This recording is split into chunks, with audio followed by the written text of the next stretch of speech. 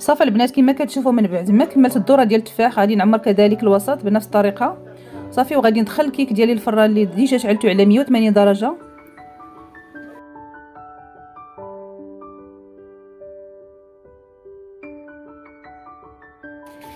وكما كتشوفوا البنات هذا هو الكيك ديالي من بعد ما خرجته من الفران ودهنته بالمربى ديال المشمش. بالنسبه للوقت ديال الطياب ما داليش بزاف، تقريبا 40 دقيقه.